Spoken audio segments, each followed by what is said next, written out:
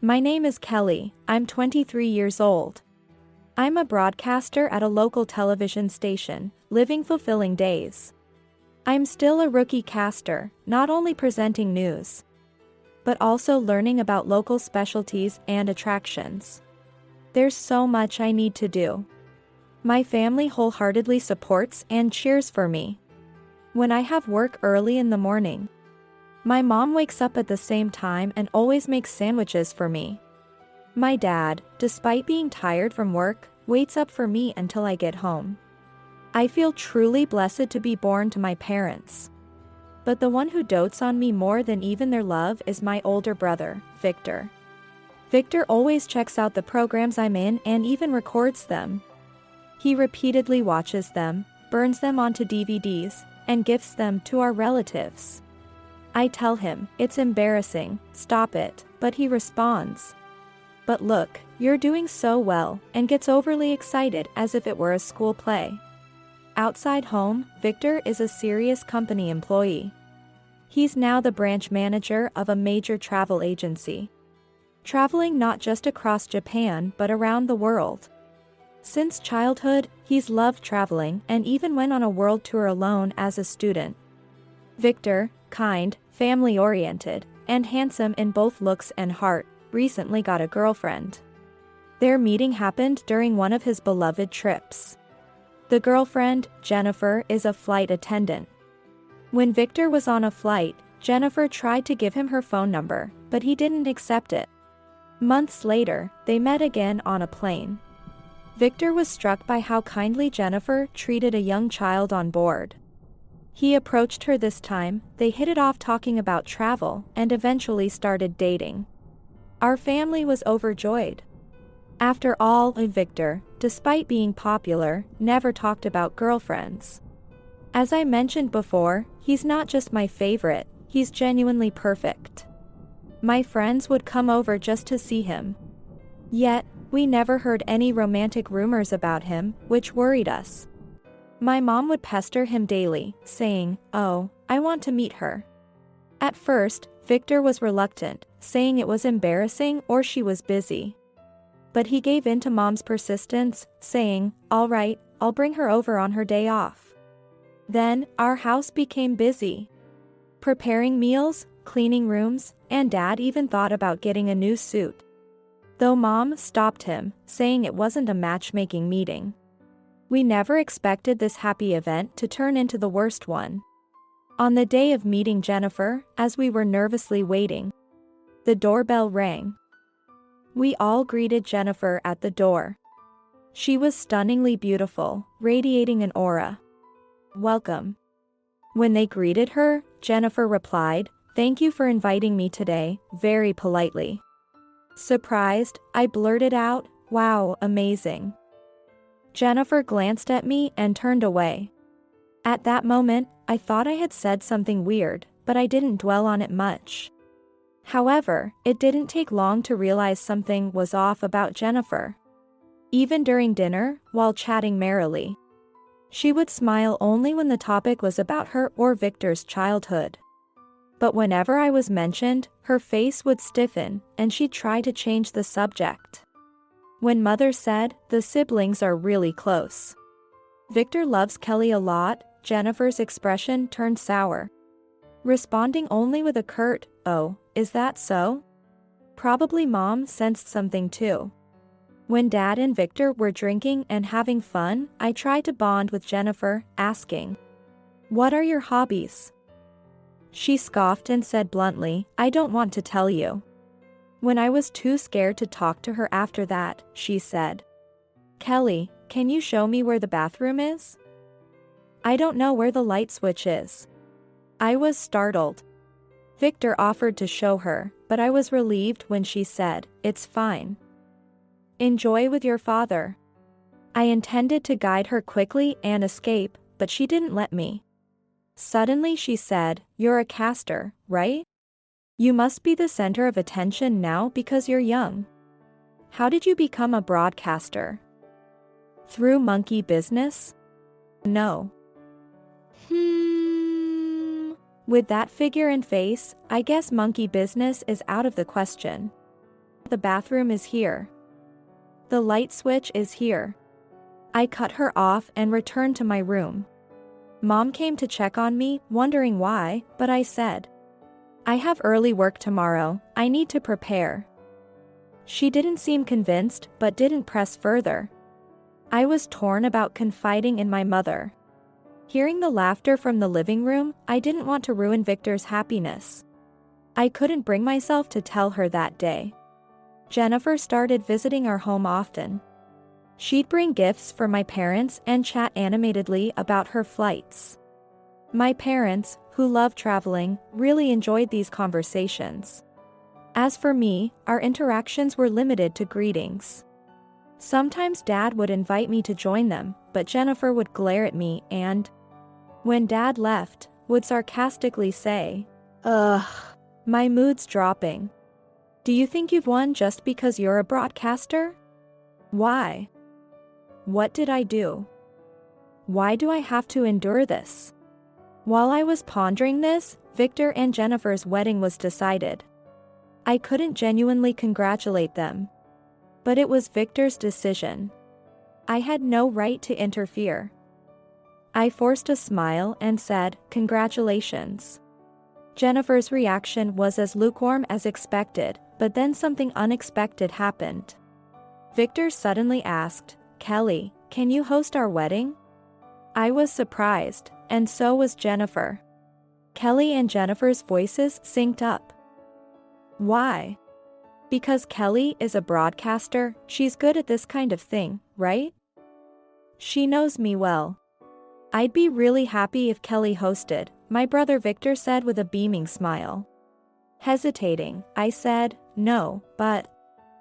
Then Jennifer, subtly opposing, said, "Shouldn't we hire a professional? Isn't Kelly a professional too?" Jennifer, do you not want Kelly to host? It's not like that. Jennifer was speechless.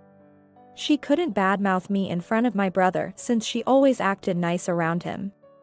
Brother, are you sure you want me? I want you to do it, Kelly. Think of it as your brother's once-in-a-lifetime request. Will you do it for me? I usually ask Victor for favors, so when he asked me like this, I impulsively said, "Yes, I'll do it."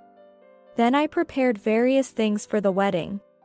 I talked to Victor's friends, colleagues, Jennifer's parents, friends, and colleagues, packing my head with different stories. I also prepared a surprise, just in case. Finally, the wedding day arrived. The reception started with my announcement, "The bride and groom, please enter." Victor looked his best and happiest ever. Jennifer was stunning, shining brightly. The guests, noticing I was a caster, watched my amateur hosting warmly. Some even came to take pictures with me, which I accepted, though reluctantly. I pretended not to notice the one person who was displeased. The ceremony went smoothly with performances and the cake cutting. And then it was time for Jennifer's final speech. Now, let's have the speech. Jennifer stood up and walked slowly to the microphone. Everyone, holding handkerchiefs, focused on her. Then, Jennifer said something no one expected. "Before I start my speech, first, could the monster please leave?" She said it clearly, looking only at me. Everyone was shocked. As they were trying to understand what happened, she said again, pointing at me, "What? You didn't hear? Monster, please leave." Monster? Who? Why do I have to be looked down on like this? My brain, which had stopped thinking, started racing, and anger welled up inside me. I had been patient until now, but this wasn't helping my brother. It's time to reveal her true nature. Taking a deep breath, I said, "Understood." No second words. I was about to leave when a conversation played at just the right moment.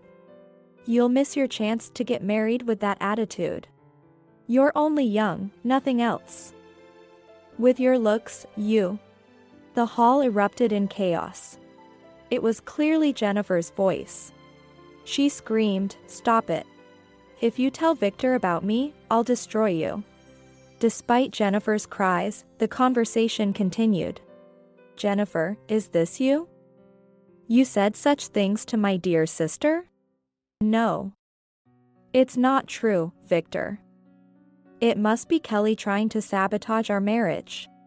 Jennifer clung to Victor crying, but he shrugged her off. Kelly would never do such a thing. Don't insult me. It was a voice I had never heard from Victor. Tension filled the hall, and everyone felt the unbearable atmosphere. Listen carefully, Jennifer. My mother, taking the microphone, spoke as if advising Jennifer. Jennifer was too panicked to listen, but Mom didn't care. Jennifer, ever since you first came to our house, I noticed something was off with Kelly. I asked her about it, but she wouldn't say anything. However, I heard it. You've been hurling heartless words at Kelly, haven't you? No, it's not like that, Mother. She denied it in a barely audible voice. Every time you called me Mother, it made me uncomfortable. Kelly once went to ask your colleagues at work about you. But hardly anyone had good things to say about you. Especially to the younger and cuter juniors, you were particularly harsh. Also, it's fine to have ex-boyfriends, but I heard you always broke up because of your affairs. Always looking down on others, thinking you're a queen? I refuse to have someone like you marry my son. The mother's tone started off calm but gradually became stronger.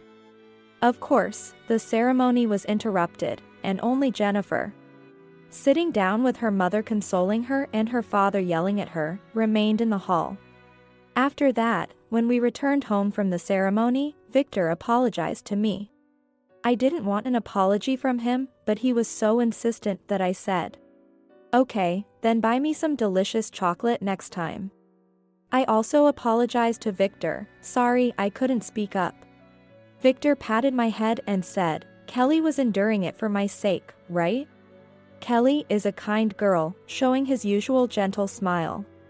The next day, Jennifer's family came to our house, but my father rejected them, saying, I don't even want to see your faces.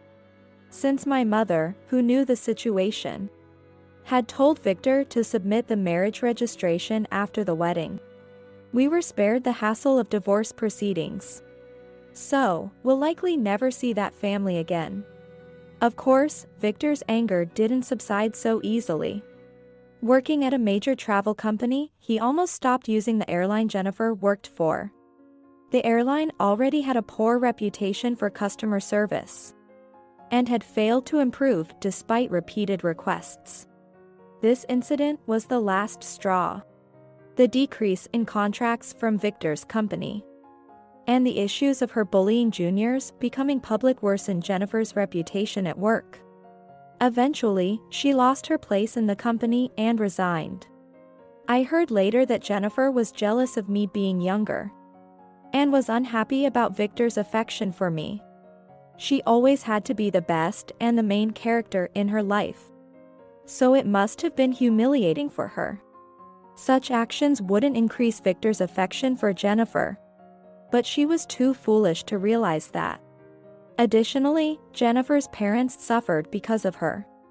They had to cover the cost of the wedding and the settlement for the bullying, amounting to several tens of thousands of dollars. Jennifer, with her high pride, showy possessions, and spending habits, had almost no savings. Her parents, unable to forgive her, kicked her out of the house. From my perspective, covering several tens of thousands of dollars for her was already too lenient. But her family's affairs are none of my concern. As for our family, Victor focused more on his work and finally got promoted to area manager. I was worried his rapid career advancement might distance him from women. But it seems unnecessary, as he's getting along well with a former girlfriend he met at a reunion. She was a senior in my club and I know her character well, so I'd be happy if she became his girlfriend. As for me, I'm still working hard as a broadcaster. I've been entrusted with a big project and am focusing on that these days. Being able to concentrate on work is thanks to my supportive family. And most importantly, all the problems caused by Jennifer have been resolved. Which is a huge relief for me. I once visited Jennifer's former company for an interview. And a junior she had mistreated spoke to me. According to her, Jennifer, unable to forget her glory days at the airline, sometimes visits the airport and causes trouble. She might get banned from the airport if she continues. This year-end, our family plans to go on a trip using a plan Victor made. If he and my former club senior are dating by then, I'd like to invite her and enjoy a spa together, but that's still a secret from Victor. Our family has many joys awaiting us.